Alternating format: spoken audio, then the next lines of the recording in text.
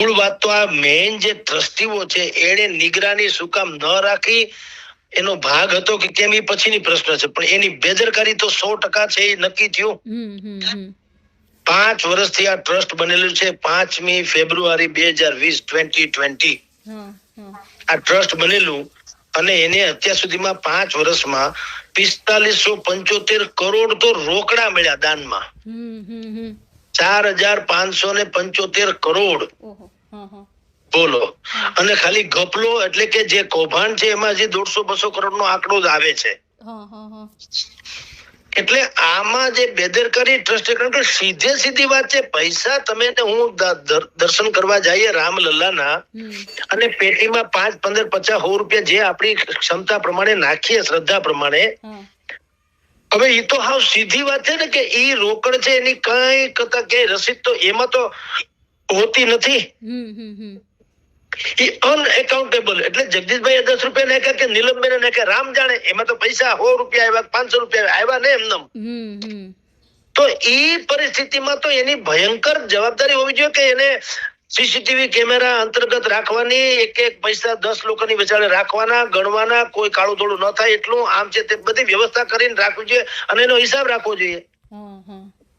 તમે વિચાર કરો, આ કૌભાંડ આમ તમે જુઓ તો આ ઘણા સમયથી ગાજે છે. એક બહુ દુઃખદાયક વાત છે કે જેની ઉપર આપણી પૂર્ણ શ્રદ્ધા છે, એવા રામલલાનું 500 વર્ષના સંઘર્ષ પછી આપણે એને પુનઃ પ્રાણ પ્રતિષ્ઠા મહોત્સવ કરીને મંદિર, દિવ્ય અને ભવ્ય મંદિરનું આપણે દર્શન કરી શક્યા. આપણી પેઢી, આપણા યુગમાં આપણે દર્શન કરી શક્યા.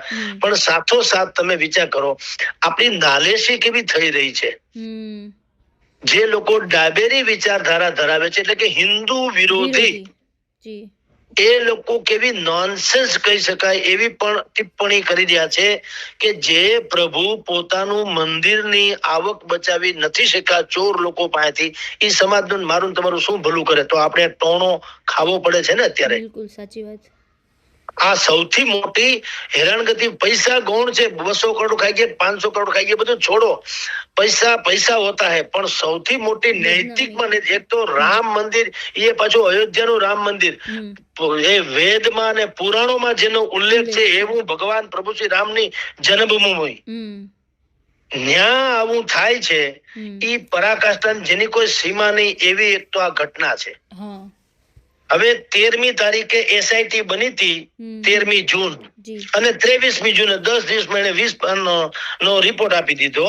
અને એફઆરઆઈ હવે ગઈકાલે તમે કીધું જે ટ્રસ્ટના જે ભાઈ છે એને કીધું, કૃષ્ણ મોહનજી, એને ફરિયાદી બન્યા ને પછી એફઆરઆઈ થઈને હવે બધું એમાં એસઆઈટી એ કીધું કે ભાઈ તમે એક તો આ ટ્રસ્ટને ફરીથી ગઠન કરો, આ જે છે ગડબડ ગોટાળા વાળું છે, અને છેલ્લા 5 વર્ષના જે ચડાવો અહીંયા આવ્યો હોય એના તમે અમને રિપોર્ટ આપો વગેરે વગેરે. પણ આ બધી જે બાબતો છે ને હવે લીપાપોથી જેવું છે. કલંક તો આપણા નામે લાગી જ ગયું છે. કારણ કે જાન્યુઆરી 2024માં પ્રાણ પ્રતિષ્ઠા મહોત્સવની જેટલી ચર્ચા થઈ હતી એટલી જ અત્યારે અહીંયા આ પૈસાના ગોલમાલની થઈ રહી છે. કેટલી કરુણાજનક વાત છે. સૌથી પહેલા આમ એલર્ટ થવું જોઈએ. આ બધી બાબતો જે છે ને અત્યાર સુધી અહીંયા પહોંચી એનું કારણ શું છે કે આપણે કેરલેસ બહુ રહ્યા ટ્રસ્ટ વાળા. આપણી જાણ ખાતર 6 મહિનાની 7મી તારીખે 2026માં 6 મહિનાની 7મી તારીખે સમાજવાદી પાર્ટીના મંત્રી પવન પાંડેય છે, એને ત્યારે પણ કીધેલું કે અહીંયા બહુ મોટો ગોટાળો થઈ ગયો છે. અને પછી તમારી જાણ ખાતર 2022માં, અત્યારે તો 26 ચાલે છે, 4 વર્ષ પહેલા સમાજવાદી પાર્ટી ઉત્તર પ્રદેશમાં, ત્યારે જોકે ચૂંટણી હતી, પણ એને કીધેલું કે જમીનના કૌભાંડ હાલે છે. એટલે શું થાય, આપણે જેમ શહેરોમાં પણ આવું બને છે કે જ્યાંથી ટીપી સ્કીમ નીકળવાની હોય, જ્યાં એમ્સ બનવાની હોય, જ્યાં હવાઈ અડ્ડો એટલે એરપોર્ટ બનવાનું હોય, કે જ્યાં કોઈ મોટી કોઈ સંસ્થા કે કોઈ મોટું સંકુલ બનવાનું હોય ને, તો પેલા જે રાજકારણીઓ હોય ને, જાણીતા લોકો, એ સૌથી પહેલા સસ્તી જમીન સસ્તા ભાવે ખરીદી લે. ત્યારે કોઈને ખબર ન હોય કે શું થવાનું છે. જેમ કે આપણે ત્યાં પણ હીરાસર એરપોર્ટ છે, આજુબાજુમાં બધાએ જમીન ખરીદી હતી. તમે હકીકતે તપાસ કરો અત્યારે મોટા ભાગના શાસક પક્ષના અથવા તો મોટા રાજકારણીઓ નીકળશે. એક ગરીબ ખેડૂતો પાસેથી એમ કહી દે કે આ વગડામાં હું જમીન રાખો છો ને આમ ને તેમને એમ કરીને પાણીના ભાવે પડાવી લે અને પછી ને એરપોર્ટ થાય એટલે હોનાના ટુકડા થઈ જાય. અહીંયા પણ એવું થયું, મંદિર બનવાનું હતું, કેસ હાલતો તો ખબર નહોતી શું નિર્ણય આવે, પણ અમુક લોકોને તો ખબર હોય ને, જેમ કે આ ટ્રસ્ટના લોકો કે આજ નહીં ને કાલ મોટા ભાગે આપણો મેળ પડશે, વાંધો નહીં આવે, એટલે એને શું કર્યું, જમીન જે તે સમયે ખરીદી લીધી સસ્તામાં અને પછી મંદિર નો ચુકાદો આવ્યો સુપ્રીમ કોર્ટ નો મંદિર તરફી, એટલે રાતોરાત જમીન થઈ ગઈ હોનાની.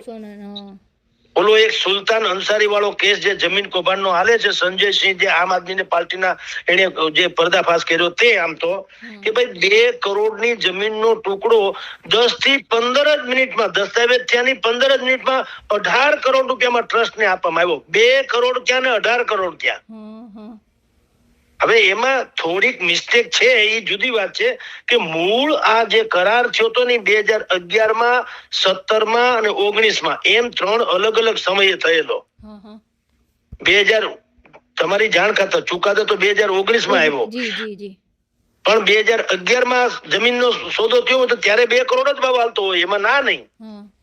માત્ર એનું દસ્તાવેજીકરણ જે છે એ 2019 પછી, એટલે કે હવે થાય એટલે એ 18 કરોડ નો લાગે. આપણને લાગે કે ભાઈ 2 મિનિટ પહેલા જેનો ભાવ 2 કરોડ હતો, 2 મિનિટ પછી દસ્તાવેજ 18 કરોડ કેમ થઈ ગયો? પણ ભાઈ એ કરાર જે છે એ બહુ જૂનો હતો, 11 નો ને 17 નો ને 19 નો.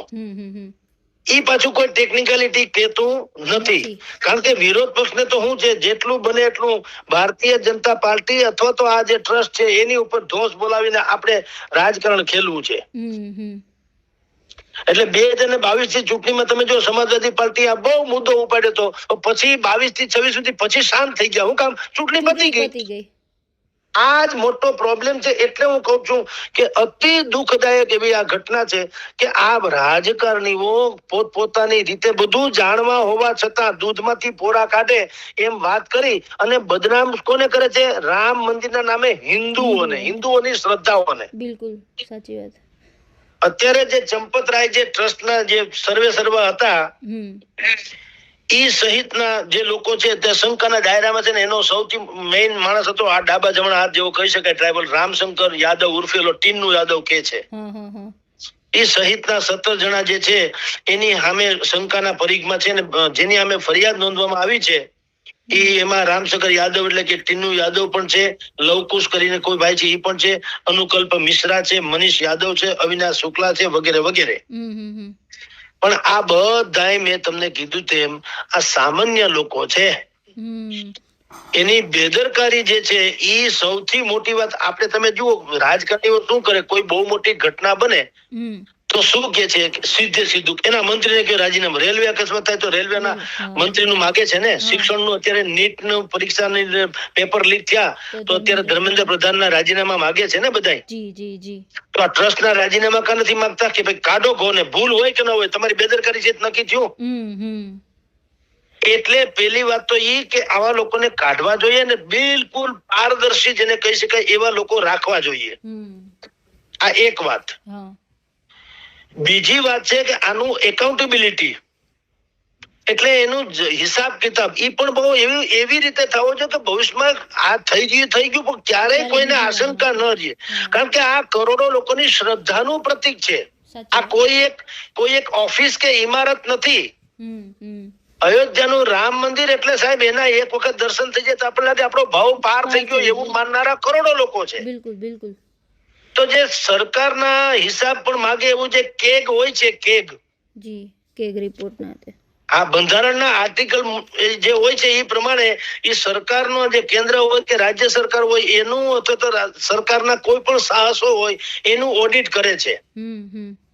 તો આવી સંસ્થાને કેગને આ સોંપવું જોઈએ કે આવા મોટા મંદિરો જે છે તિરુપતિ બાલાજી થી માંડીને આ ટાઈપના એવા લોકોનું પણ એ થોડુંક એકાઉન્ટ જાળવે અથવા તો મોનિટરિંગ કરે. હવે સામાન્ય નિયમ એવો છે, લોકો એમ માને છે ને બંધારણમાં એવું છે કે એ સરકાર કેન્દ્ર કે રાજ્ય સરકાર હોય અથવા તો સરકારી સાહસ હોય એનું જ ઓડિટિંગ કરી શકે, પણ એવું નથી. એક એમાં વિકલ્પ છે.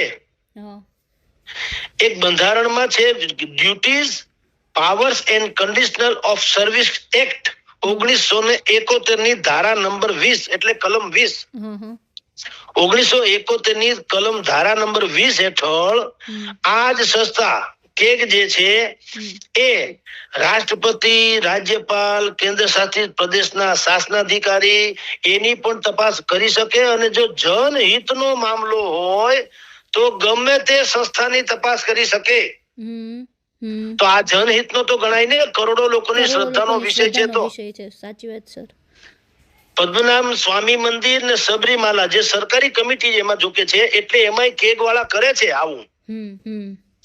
તો આપણી આ જે રામ મંદિર છે એ ભલે આમ સરકારી નહીં, પણ સ્વાભાવિક જ છે સુપ્રીમ કોર્ટના ચુકાદાથી પ્રતિપક્ષ તો સરકાર જ હતું. આમ ભલે નામ આપ્યું એ ટ્રસ્ટનું, પણ આપણે બધા જાણીએ છીએ કે આ ટ્રસ્ટના હાથે ઉદ્ઘાટન કોના હાથે થયું? વડાપ્રધાન નરેન્દ્ર મોદીના હાથે. તો સરકાર જ છે, આપણે જાણે સરકાર હોવી જોઈએ. આ તો રામ દરબાર છે, રામ સરકાર. આમ ખરેખર તો રામ રાજ્યની આપણે વાત કરીએ છીએ, જે પરિકલ્પના છે એ અયોધ્યાનું આ મંદિર છે. તો આને સરકારી પણ ગણવું જોઈએ. એમાં આમ સરકારી નહીં તો પણ સરકારની શ્રેયમાં તો બધું બન્યું છે. તો એમાં કેગ જેવી સંસ્થા જે છે એનું મોનિટરિંગ હોવું જોઈએ. અને અત્યારે જે એસઆઈટી આ 20 પાનાનો રિપોર્ટ આપ્યો ને 8-10 જણા અમે ફરિયાદ કરીને, એને ઈ સિમ્પલ લેવું ન જોઈએ. ભયંકર રીતે આની તપાસ થવી જોઈએ ને, અને એમાં ચંપત રાયથી માંડીને જે કોઈ હોય તે એને ભયંકર સજા, કડકમાં કડક સજા કરવી જ જોઈએ. અન્યથા શું થશે? એક તો વિપક્ષો જે છે એ રોજ કોતરી ખાહે. એને કારણે અયોધ્યાનું રામ મંદિર જે પ્રાણથી પ્યારું આપણા બધાને માટે નૈતિક રીતે છે એ વગોવાહે, અને આપણી શ્રદ્ધા જે છે એ પણ ઝંખવાશે. સાચી વાત સર. એટલે આ મુદ્દો જે એક ચોરી લબાડીનો ખાલી મુદ્દો નથી. આ આપણી નૈતિકતા અને આપણી શ્રદ્ધા છે એની સાથેના ખિલવાડનો પણ મુદ્દો છે. એટલે આમાં અત્યંત સંવેદનશીલપણે સરકારે આમાં સંજ્ઞાન લેવું જોઈએ, અને એવી ધડારો